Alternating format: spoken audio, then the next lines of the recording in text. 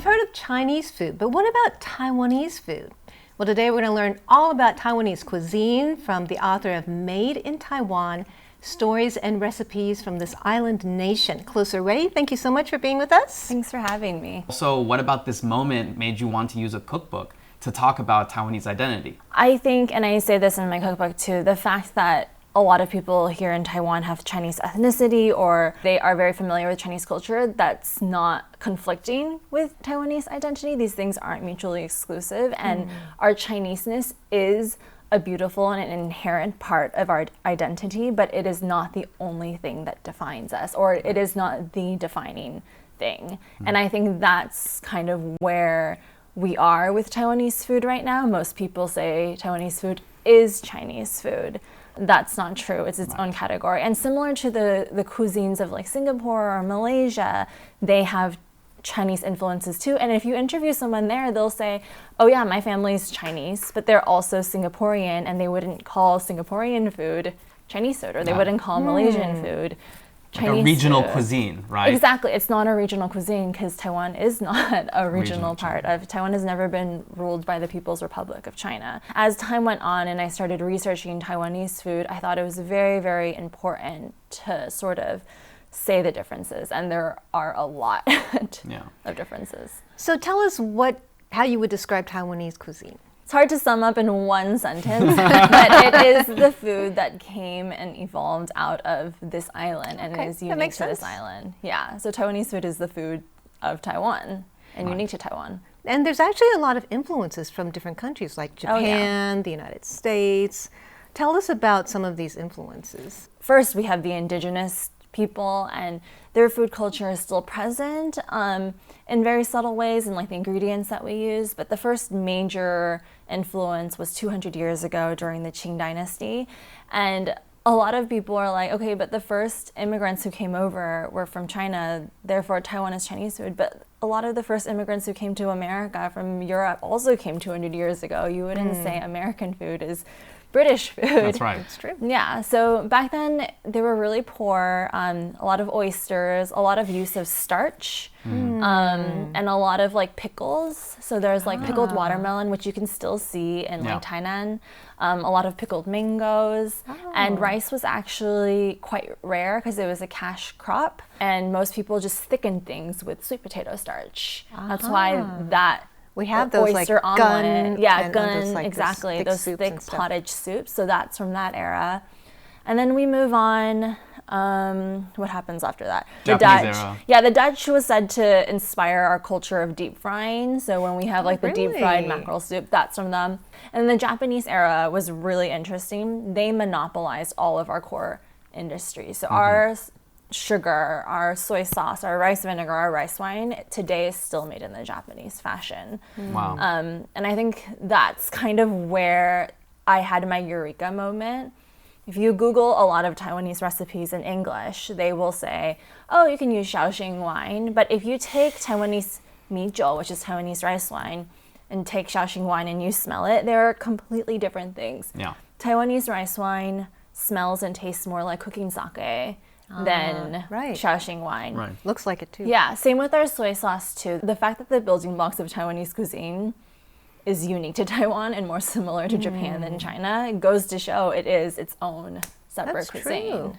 And we have some interesting habits like eating hamburgers in the morning. Can you tell us how that started? Yeah, so that we move further on in time during the Cold War. In 1954, the United States flooded Taiwan with U.S. aid in the form of wheat. They gave Taiwan billions of dollars of money and also lots of wheat shipments. And this was said to be a far better influence against communism than bombs.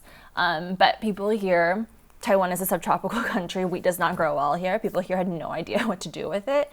But they sent people to the States to learn baking school, to learn how to use the wheat. And this was also around the time when the first surge of Chinese refugees came from China during the Civil War. And a lot of them came from the north where they were used to cooking with wheat or making dough-based dishes.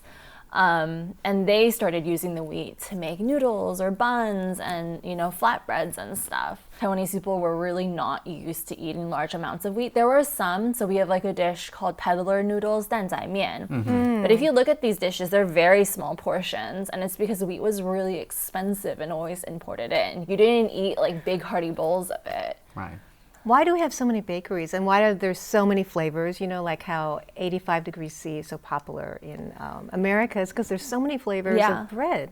Yeah, so our bakeries are influenced by the Taiwanese love of Japanese culture. So our bakeries are like Japanese style. And the bakeries came about because of this influx of wheat. We had so much of it. It was so cheap. There were also really problematic marketing campaigns back then linking wheat eating to like a taller frame and like a whiter skin. Like they really wanted people to use it. And so that's kind of when the first bakeries started, and it just kind of took off from there.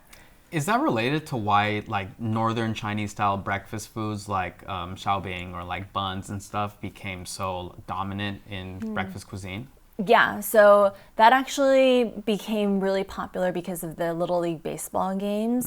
Really? Yeah, so in the... I love that story about your dad. Yeah, I think it was in the 60s. I have to look, and I don't remember the exact dates, but Little League baseball was such a big thing when my parents were kids. My dad would stay up late at night because of these baseball games. A lot of people stayed up until 4 a.m. in the morning, and the only thing they could eat, this was way before 7-Eleven, was the northern Chinese breakfast. Like mantou and buns and like things like that? youtiao, salbing.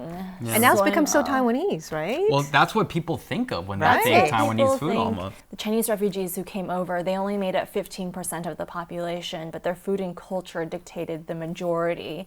When my parents were young, they watched, Fu Pei Mei, who's like a celebrated cookbook author in Taiwan, and she was seen as making authentic Chinese food for the world, and that, Taiwan was preserving Chinese food because China didn't have it. Meanwhile, the food of the majority of people here in Taiwan was being ignored, and it was all marketing. Same with the beef noodle soup. Ma Ying-jeou at that time, who was the mayor of Taipei, he started the beef noodle soup competition. Really? Oh, the competition. Yeah. He didn't start beef noodle soup. No, he didn't start beef noodle soup. He started the competition, and the dish is very much a product of Chinese refugees as well. And that propelled it to the international stage. So these dishes that were very much post-1950s, made by the Chinese refugees, kind of started to represent Taiwan on the international stage. So what about pork belly rice? This is like another quintessential Taiwanese. How did that come about? I've interviewed vendors, and they're just like, the secret to it is you just want to use the fattiest cut as possible. Like, you don't actually want the meat. Yeah. And it was just, back then, it was the cheapest part of the pig. Like they used the meat for more expensive things, and then they just had the skin and fat left over.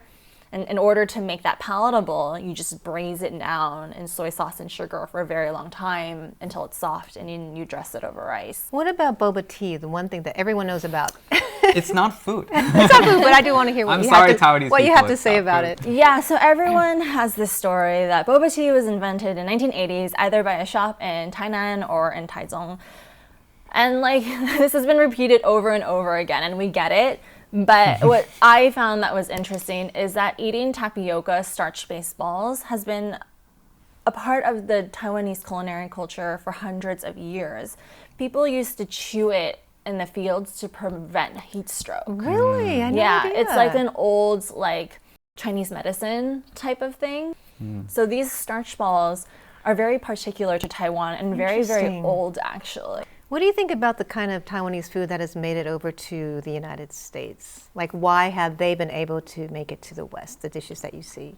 As we said earlier, I think a lot of the people who moved there, their families had come from the mainland post 1949. So you see a lot of beef noodle soup. You have to think of that wave of immigration, and that's when my parents went over too. This was in the 1970s, 80s, 60s almost.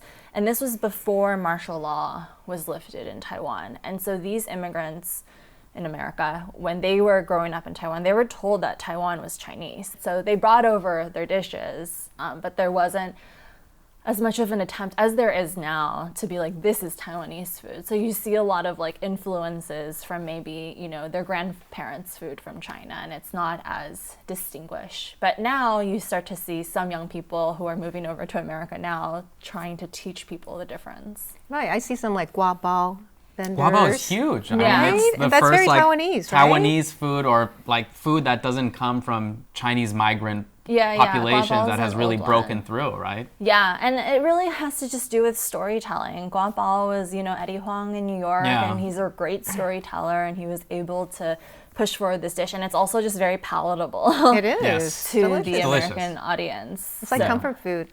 What about Yeah. stinky tofu? Tell us about that. That's kind of like a famous dish among foreigners because it's so different and very pungent. Actually, I my think favorite, it's delicious. My favorite Taiwanese I love food. it. Yeah. Yeah, I actually have a recipe for that in my book because I find it one of the most misunderstood dishes in Taiwanese cuisine. The tofu itself is not fermented, and I think that's why people get Really? freaked Yeah. out.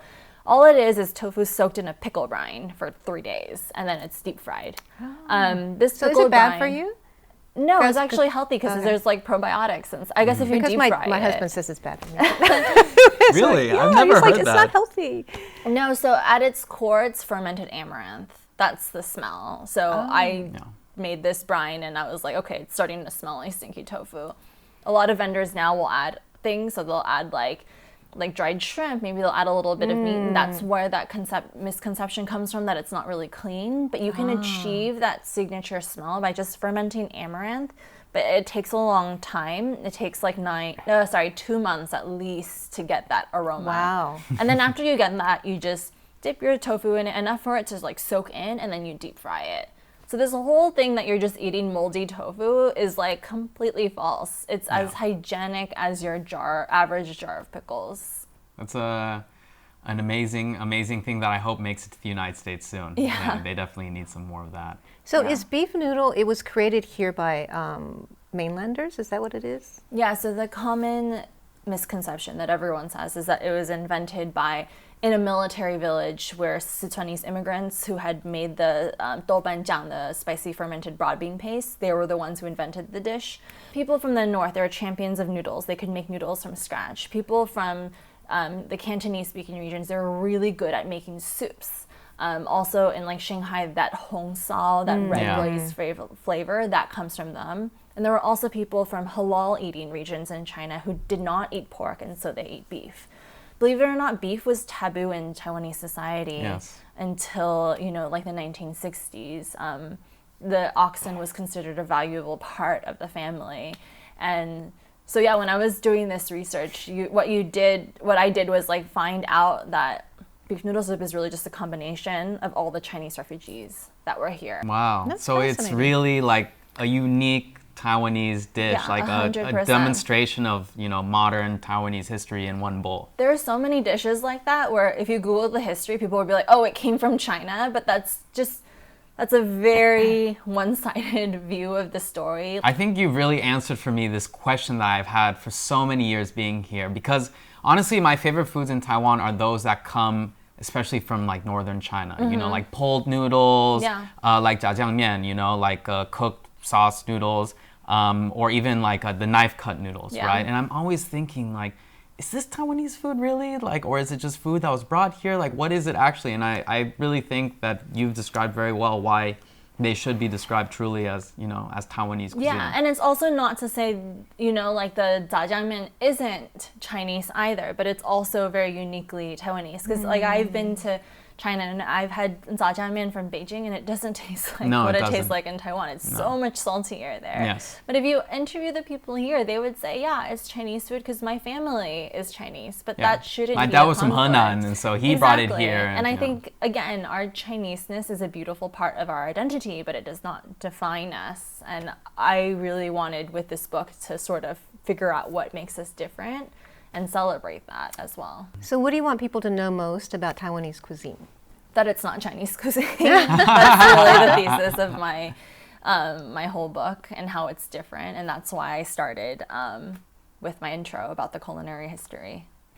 Well, Clarissa, it's been so fascinating to talk with you and to Yeah. learn so much about Taiwanese cuisine. I hope that our listeners, our viewers, got to get some insight into Taiwanese cuisine, and definitely check out her book, It's called Made in Taiwan, Stories and Recipes from the Island Nation. It's coming out later this year, right? Yeah, September 19th. And you can pre-order. So you can catch her on Twitter, Clarissa Wei. Dear Clarissa, Dear right? Clarissa, yeah. So anyways, thank you so much, Clarissa. Yes, thank you so much. Yeah, thanks for having me.